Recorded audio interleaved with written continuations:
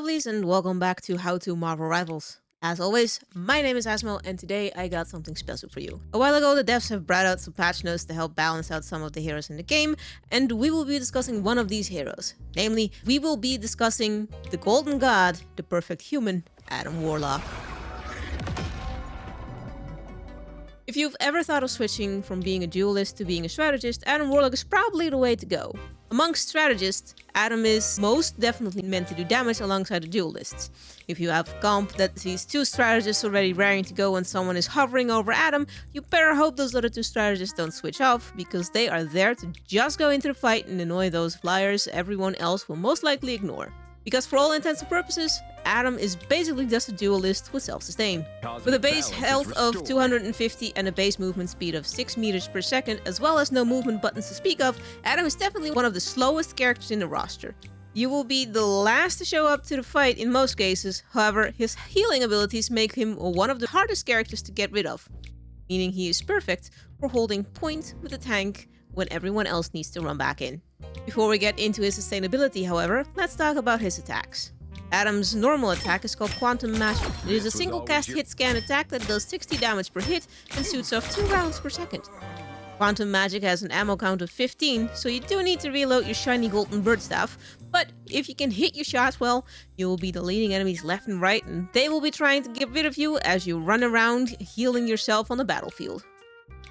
Keep in mind though, that the further away you are from your target, the more you will suffer the damage fall off, starting at 20 meters and decreasing by a maximum 60% at 40 meters. Adam also has a secondary attack, called the Cosmic Cluster. It shares the ammo with Quantum Magic and it can be charged with up to 5 shots. However, it cannot hit criticals, i.e. headshots, and it does do less damage at 38 damage per charge. However, if you can hit most, if not all of your charges, and immediately follow up with regular shots, you can get rid of most of the squishies on the battlefield and definitely scare the tanks away. Cosmic Cluster is not a hit scan attack, unlike Quantum Magic, so you do need to lead your shot. But it has a projectile speed of 100 meters per second, so if anything runs at you in a straight line, they'll just explode. It's especially helpful when a Spider-Man flies at you at maximum velocity, success not guaranteed.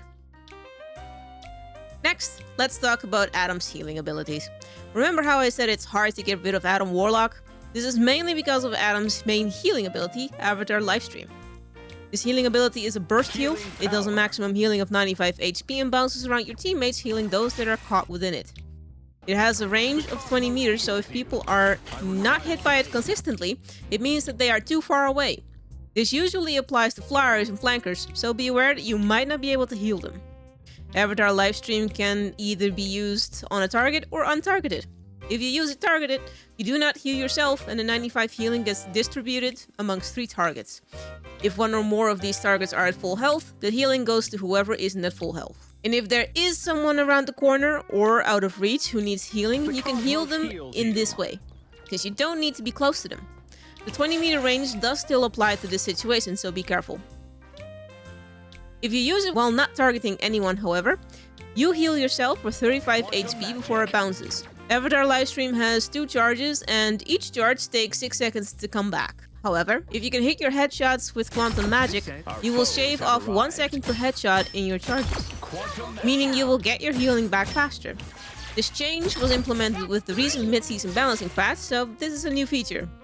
Let's talk about Adam's other healing ability, Soulbound. The Soul Bond connects allies within range to you, allowing for healing over time and damage distribution among any allies that are connected. The cast is instant, so there's no waiting for the connection to happen, and it works well to mitigate damage from ults of Magneto, Psylocke, Spider-Man, Iron Man, and if they're extremely lucky, even Scarlet Witch. The healing from Soulbound isn't the best at 15 HP per second for 6 seconds.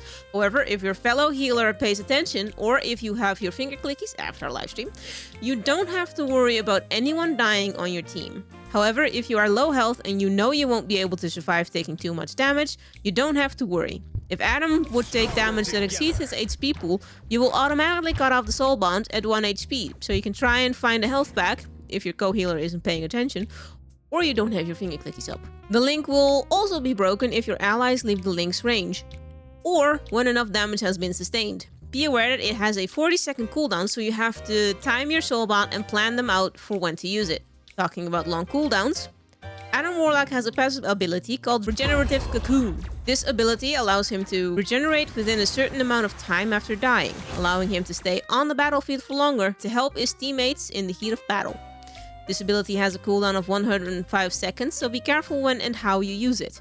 This passive does extend to both Star-Lord and Mantis in a team-up ability called Soul Perseverance, and when the team-up is active, it gives Adam a boost in his healing of 15%. There are ways to use this ability to your and your team's advantage besides just respawning in the middle of battle, but this might require some trial and error. Finally, let's talk about Adam's ult, Karmic Revival. To all you new Adam Warlock players / Adam Warlock mains that have lorded the man yet still do this thinking you're baiting the enemy team. Stop ulting in plain sight. The only time you're allowed to ult within hitting distance of the enemy team is when at least one of your teammates is alive and at least one of the people you are rezzing is a support with their sustain ult raring to go. Why? Because you will res everyone with 30% of their max health on the location you ult. Otherwise, try to find a corner or an out-of-sight location so you can revive your teammates in a safe area. By the way, I will also allow it when there is a Loki who has his runes up. Best way to use his ult is not to get big revives off. This is counterproductive and you get your ult quickly enough that it's not necessary to hold on to it. You want to use your ult when 1 or 2 people are dead so you can bring them back in immediately. The best time would be during high-octane fights on choke points so you can keep on pushing the enemy team, especially when one of the people who died is your tank or your fellow healer. If the enemy has a Winter Soldier, make sure there is no way for him to ult your ult, or use it after he's completely finishing ulting so you don't allow him to continue and just waste your own.